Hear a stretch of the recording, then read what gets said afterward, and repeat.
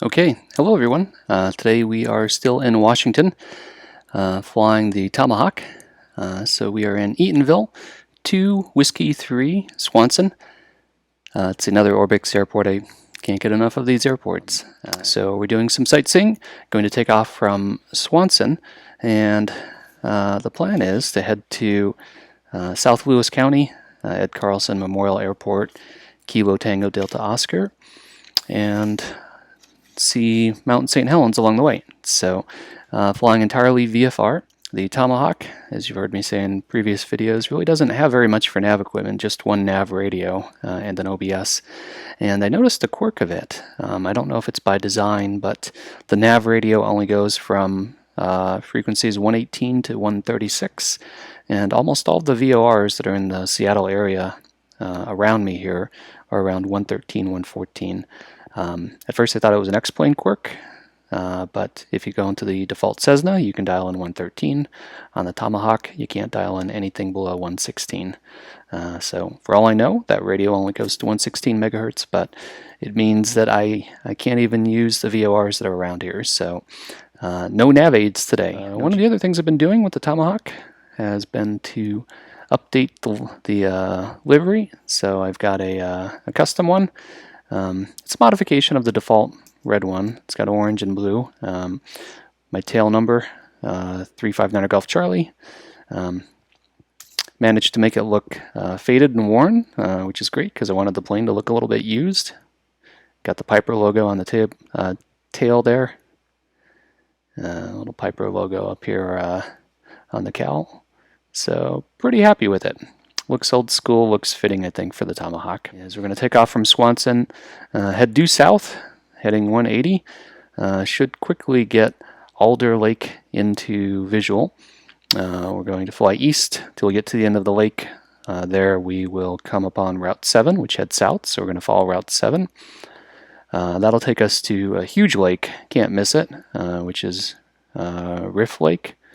So we're going to overfly the center of that and keep on heading south until we get to the beginning of another lake, Coldwater Lake. So 3 lakes, can't miss them, really good VFR references. Coldwater Lake just intersects the beginning of the debris zone from Mount St. Helens, the eruption that happened back in, I think it was the 80s. So we're going to follow the debris field west and fly heading 288, and that should take us to South Lewis County Airport. We're going to overfly part of the wilderness refuge, which is around Mount St. Helens, so we'll have to stay 2,000 feet above that. And because of this, and because of the mountain area, we're going to be flying pretty high. So by the time we get to Mount St. Helens, we're going to be at 8,500, which is probably the highest I've taken the Tomahawk. Should be fun. Eatonville traffic, November 359 Golf Charlie, taxi runway 16, Eatonville. Oh, these little airplane sheds to the right here.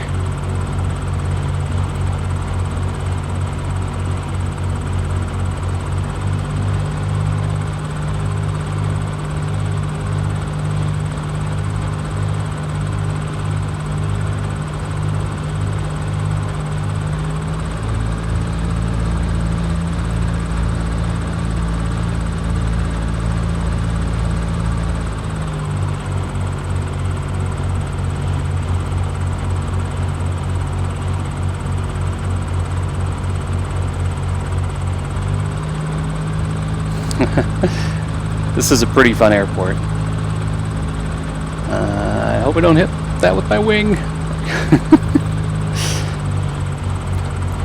Alright, that's the runway. I thought that the little taxiway here would take me to it. I'll just go around. Alright, so we'll do a run up here. Throttle to 1800. Mag left. Mag right. Oil temp is in the green. Oil pressure is in the green. Fuel pressure is in the green. Carb heat on. Carb heat off. Throttle back to 1,000. Fuel pump on. Landing light on. Strobes on. Torpedo. Transponder to alt. Comms are all set up. Not using nav. There's no heading bug to set on this. It's just not a lot. It's funny for the Tomahawk. Okay, let's get going. Eatonville traffic, November 359 Golf Charlie, departing runway 16. Straight out departure, climbing 6,500 Eatonville.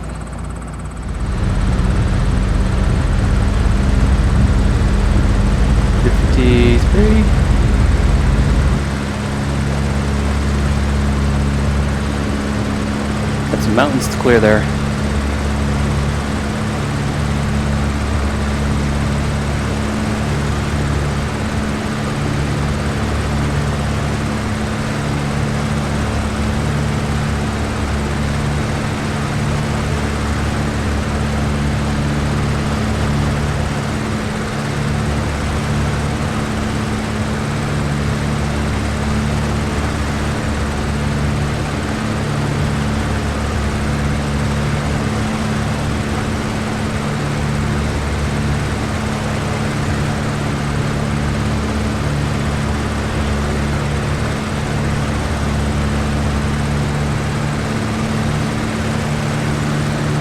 A little more climb rate.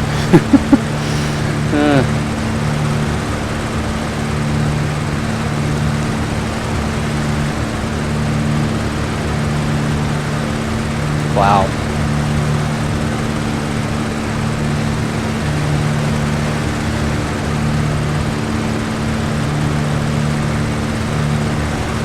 And bigger mountains.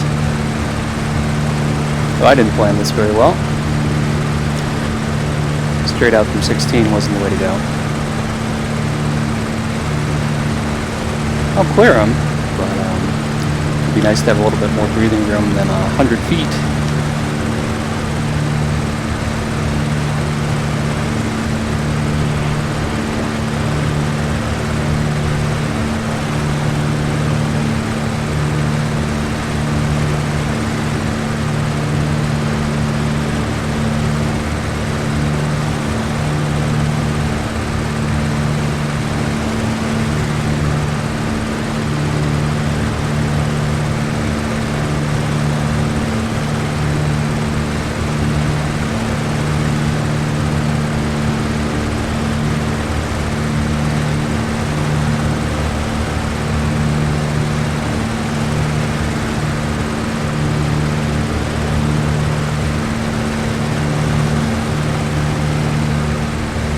Mount Rainier.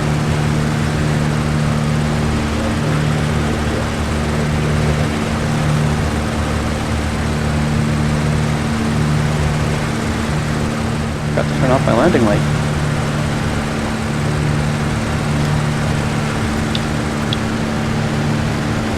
I was very focused on trying not to crash into the mountain.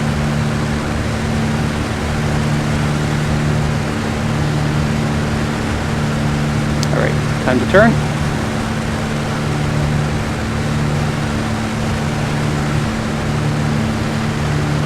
Pretty.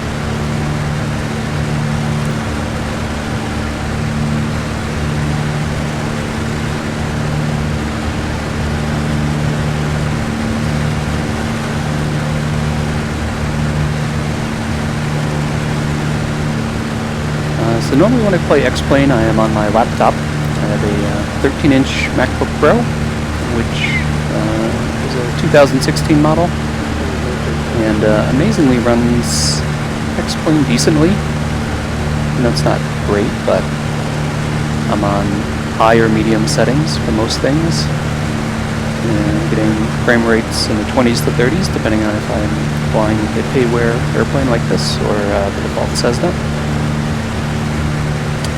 But a 13-inch screen's pretty small. So I recently got a 27-inch monitor, and I'm playing it on that now. Still running at lower resolution to keep my frame rates up, but boy, it's great. Especially for scenery like this.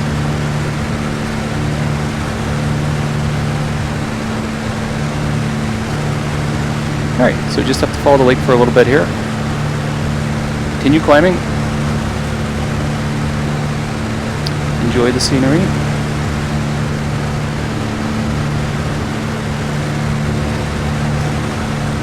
I do have live ATC streaming today. It's Seattle departure because Eatonville is south of Seattle. It's a little quieter in the past when I've streamed Seattle. The live ATC feed has both approach and departure on it, and it gets pretty busy.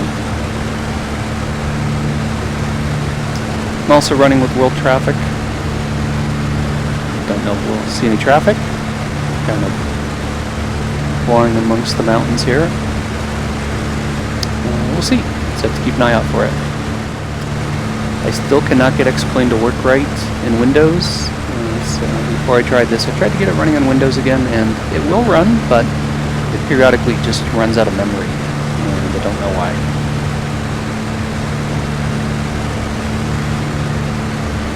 Which is too bad because I have an external GPU, and it works with Windows, but not with Mac. So I get the benefits of the eGPU when I run on Windows. Which include running at my full monitor resolution with anti-aliasing, which just looks great, as opposed to this, which is, what am I on? I think I'm at 1600 by 1900.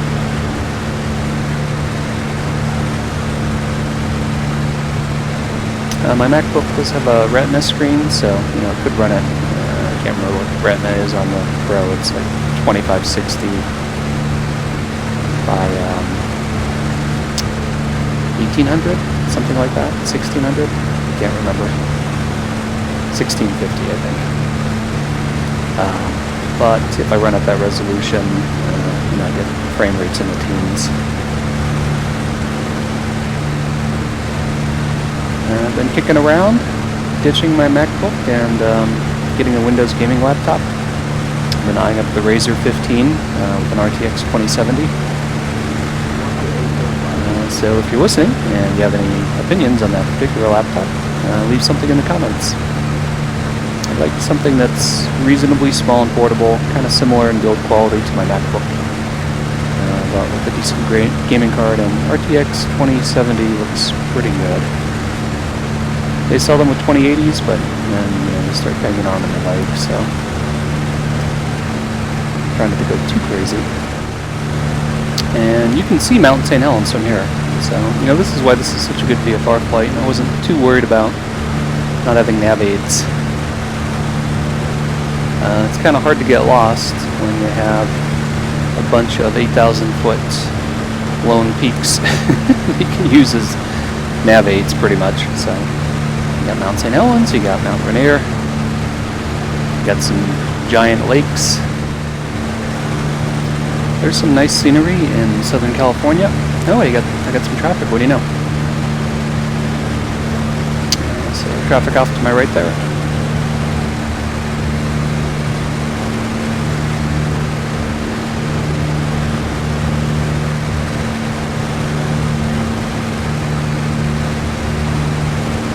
Up on 7,500. There we go, it's just off my wingtip. Alright, looks like we're clear.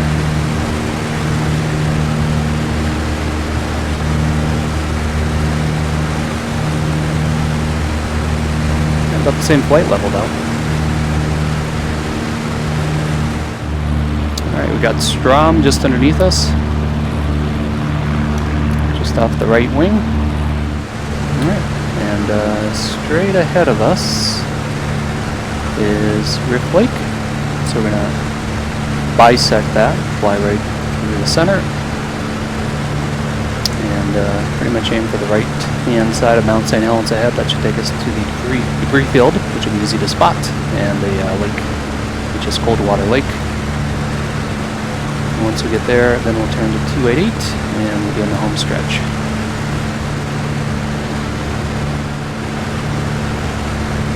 Traffic.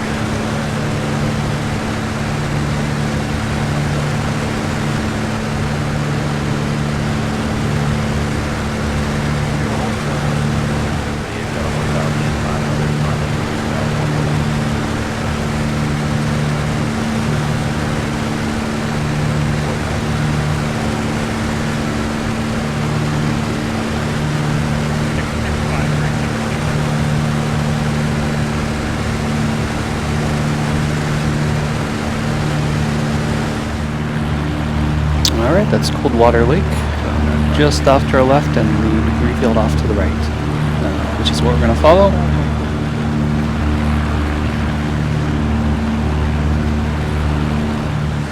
Get the weather. Shake Helens centrally weather. Wind calm, visibility more than 10. Sky clear, temperature 14, dew point -15. Altimeter 2992. Okay, no change to altimeter, winds calm. Our runways are 6 and 24. We're actually going to be coming in on a 45 to both left. So the one that would work the best for us is 24. Realistically, we'd fly there and listen on CTAF or observe to see what people were landing on, but there are no other people, so so we're going to go with 24. When I first started flying an X-plane, everything was via GPS, and then when you learn some of the nav aids, like OBS and ADF, it's nice to have alternatives, although GPS is certainly easier. And it was a bit intimidating to just fly VFR like this and try to navigate based on visual landmarks. But it's fun whenever you can do it. It's the way I prefer to fly.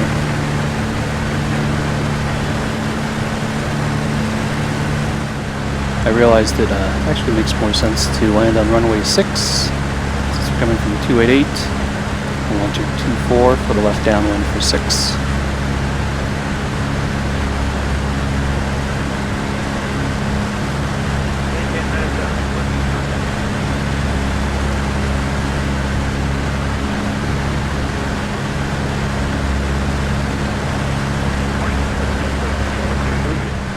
South Lewis County Airport traffic, November 359 Golf Charlie, 10 miles southeast at 4,800. Entering left downwind, runway 6, South Lewis County Airport.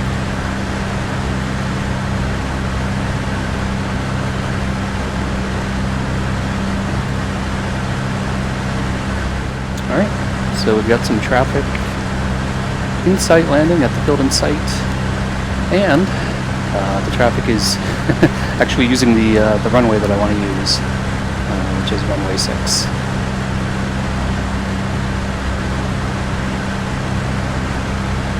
Awesome.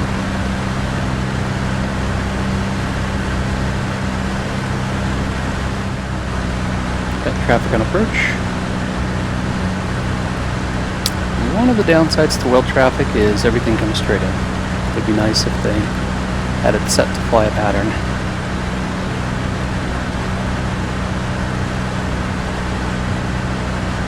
Decrease to 1800.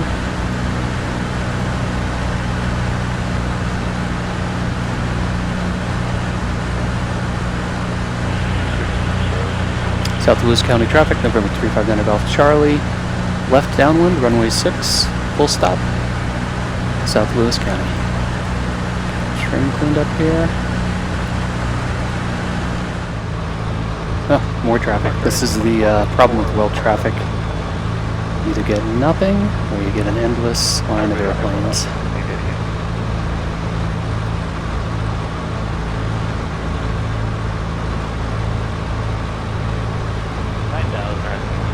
I'm sure there's some sweet spot in the sliders.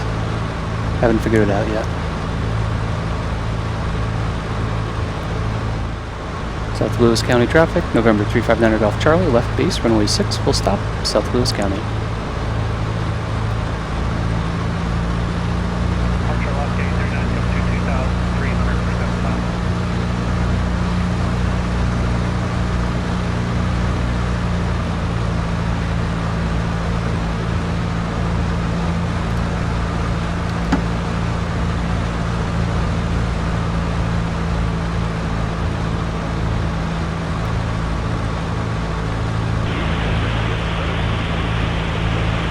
South Lewis County traffic, November 359 Golf Charlie, final runway 6, full stop, South Lewis County. Helens Airport.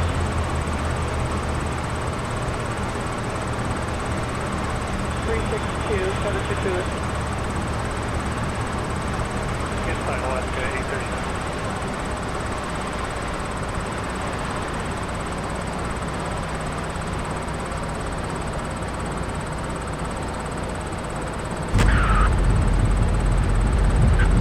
Oh, that was like butter. Off center line, but nice and gentle.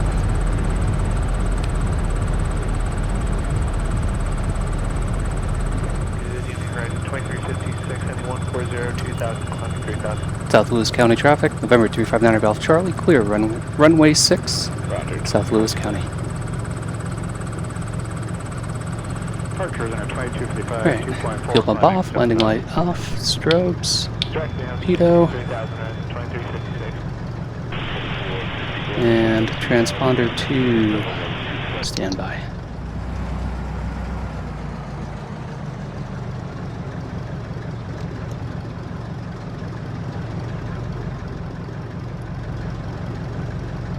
Alright, get everything shut down. Alright, well that was a lot of fun. So pure VFR, no nav aids, no GPS, just using our eyeballs, lakes, and mountains to figure out where we're going.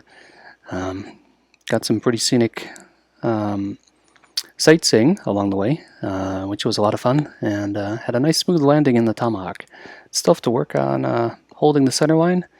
It gets pretty squirrely at low speeds, but I'll get it. Looking a lot better than just a couple videos ago with the Tomahawk, where I was smashing the landing gear into the runway on the landing. So helps following the published rates and RPM rates, and we'll keep working on it. So thanks a lot for watching.